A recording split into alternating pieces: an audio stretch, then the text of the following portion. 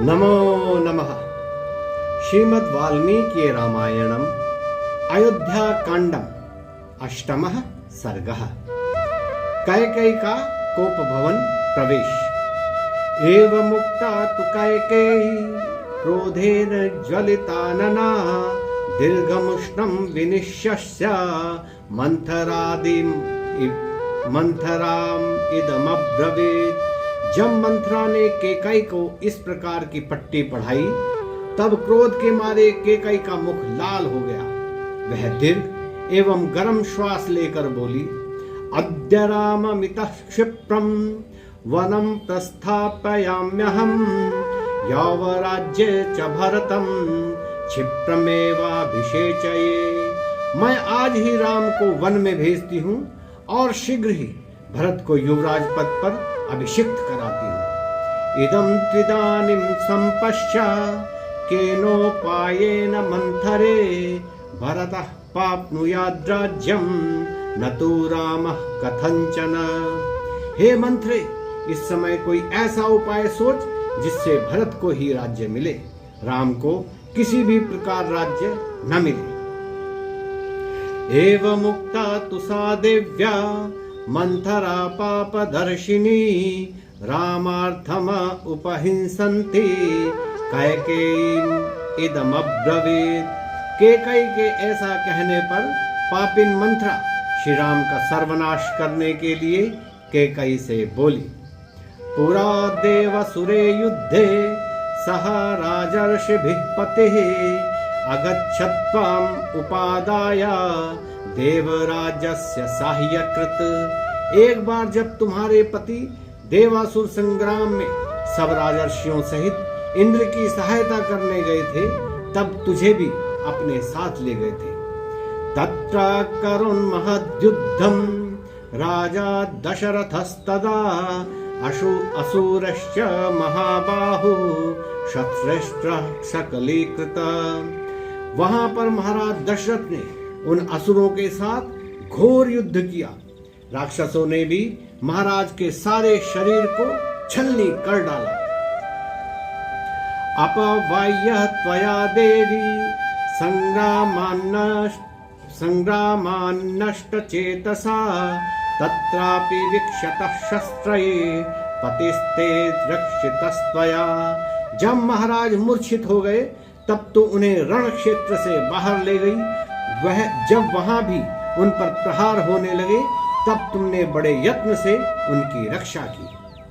तुष्टेन chain दत्तौ ते दौवरो शुभ दर्शने सात्वयोक्तः पतिर्देवी यदच्छेयं तदावरौ गृह्णीयामिति तत्तेन तथेत्युक्तं महात्मना अनाभिज्ञा ययं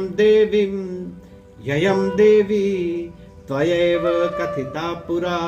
हे शुभ दर्शने, उस समय महाराज दशरथ ने प्रसन्न होकर तुझे 2 वर दिए और कहा कि जो इच्छा हो सो मांग। तब तूने कहा था कि अच्छा, जब आवश्यकता होगी तब मांग लूंगी। मैं तो इन सब बातों से अनभिज्ञ थी। यहाँ से लौटकर तूने ही ये सब बातें मुझे बताई थी। तौ वरो याच भर्तारं भरतस्याभिषेचनं प्रव्राजनं च रामस्य त्वं वर्षाणि 14। उन वरों में से एक से तू भरत का राज्याभिषेक और दूसरे से श्री राम का 14 वर्षों के लिए वनवास मांग ले।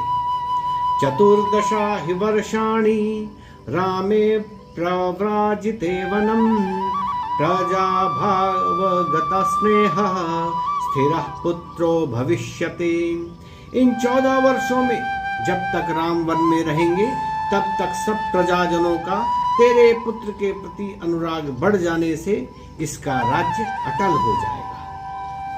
क्रोधागारं प्रविश्याद्य क्रुद्धे बाष्पपते सुते शेष्वानंतर्हितायां तम भूमौ मलिनवासिनी। हे अश्वपति पुत्री, इन वरों को पाने के लिए तू मैले वस्त्र पहनकर बिना बिछौना बिछाए क्रुद्ध होकर को भवन में जाकर भूमि पर लेट जाओ। मास्मेनं प्रत्युदिक्षे अथा दीक्षे मास्मेनं प्रत्युदिक्ष एथा मा चैनं विभाषतः रुदन्ते चापितं दृष्ट्वा जगत्यां शोकलालसा। मास्मेनं प्रत्युदिक्षे थामा चैनं विभाषतः रुदन्ते चापितं दृष्ट्वा जगत्यां शोकलालसा। जब महाराज दशरथ आवे तब तू न तो उनकी ओर देखना और न उनसे कुछ बात करना, केवल शोकातुर होकर भूमि पर पड़ी रहना। दयिता त्वं सदा भर्तुर अत्र मे नास्ति संशया त्वत्कृते सह महाराजो विषेदपि हुताशनम। तुम अपने पति को सदा प्रिय रही हो, इसमें मुझे कुछ भी संदेह नहीं है। तुम्हारे लिए महाराज अग्नि में भी कूद सकते हैं। मणिमुक्ता सुवर्णं च रत्नानि विविधानि च ददद्या दशरथो राजा मास्मातेषु मनः पृष्ठा। परंतु स्मरण रखना और भांति भांति की बहु महाराज तुझे कितनी ही मणियां, मोती, सोना और भांति भांति की बहुमूल्य वस्तुएं देना चाहे तो तू उनमें फंसना मत। यदा तुते वरम दद्यात् स्वयं उत्थाप्य राघव व्यवस्थाप्य महाराजं त्वामिमं वृणुयावरम। जब महाराज दशरथ स्वयं तुझे भूमि से उठाकर वरदान देने को समुद्यत हो, तब महाराज से प्रतिज्ञा आदि कराकर यह वर मांगना।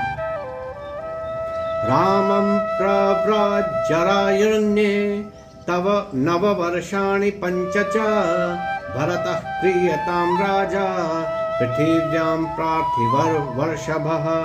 हे नृपश्रेष्ठ, राम को 14 वर्ष के लिए वन में भेजो और भरत का राज्याभिषेक करो। एवं प्रव्राजितश्चैव रामो अरामो भविष्यति भरतश्च हता मित्रस्तव राजा भविष्यति। इतने दीर्घ समय तक वन में रहने पर राम की प्रीति लोगों के हृदय से निकल जाएगी और तुम्हारे पुत्र भरत शत्रु रहित होकर राजा बनेंगे। येन कालेन रामस्य वनात् प्रत्यागमिष्यति तेन कालेन पुत्रस्ते रूढ़मूलो भविष्यति। जब तक राम वन से लौटेंगे तब तक भरत के राज्य की नींव दृढ़ हो जाएगी। गतोदके सेतु बंधो न कल्याणी विधीयते उत्तिष्ठ कुरु कल्याणी राजानम अनुदर्शय। हे कल्याणी, जब जल बहकर बाहर निकल जाए तब बांध बांधने से क्या लाभ। अतः उठ और अपने कार्य साधन में लग और महाराज को यह दिखला दे कि मैं क्या कर सकती हूँ। तथा प्रोत्साहिता देवी गत्वा मंथरया सह क्रोधागारं विशालाक्षी सौभाग्यमदगर्विता। इस प्रकार मंथरा द्वारा प्रोत्साहित की हुई विशाल नेत्रों वाली के कैकेयी सौभाग्य के मद से गर्वित मंथरा सहित को भवन में पहुंची। अनेक शत सहस्रम मुक्ताहारं वरांगना अवामुच्च वरार्हाणि शुभान्याभरणानि च। वहां पहुंचते ही कैकेयी ने कई लाख के मोतियों के एक हार को तथा अन्य बहुमूल्यवान आभूषणों को उतारकर पृथ्वी पर फेंक दिया। तया तान्या पविद्वानि मूल्यान्याभरणानि च अशोभ्ययन्तवसुधाम नक्षत्राणि यथा नभः। भूमि पर गिरे बिखरे हुए वे आभूषण ऐसे जान पड़ते थे जैसे आकाश में तारागण सुशोभित होते हैं। क्रोधागारे निपतिता सा वभौ मलिनांबरा एकवेणीं दृढ़ां वृद्ध्वा गता सत्वेन किन्नरी। मैले वस्त्र पहने हुए को भवन में पड़ी कैकेयी सब केशों को एकत्र कर और एक दृढ़ गांठ लगा स्वर्गलोक से गिरी हुई किन्नरी के समान जान पड़ती थी। ततो हेमोपमा तत्र कुब्जा वाक्यवशंगता संविश्य भूमौ के कैकेयी मंत्राम इदमब्रवीत। उस समय स्वर्ण के समान रंग वाली क्या कैकेयी कुबड़ी मंत्रा की बातों में आ भूमि पर लेटकर मंत्रा से कहने लगी, इहावामामृतां कुब्जे नृपाया वेदयिष्यसि वरं तु राघवे प्राप्ते भरतः प्राप्यस्यति क्षितिम। हे कुब्जे, या तो तुझे महाराज को मेरे यहाँ मरने की सूचना देनी पड़ेगी या राम को वन जाना पड़ेगा और भरत को राज्य मिलेगा।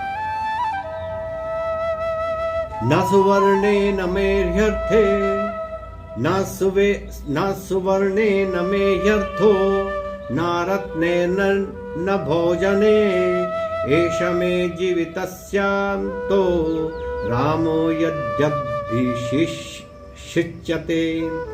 अब मुझे आभूषणों से, रत्नों से और स्वादिष्ट भोजनों से कोई प्रयोजन नहीं है। अब तो यदि राम का राज्याभिषेक हुआ तो मेरे प्राणों का यही अंत हो जाएगा। नमो नमः।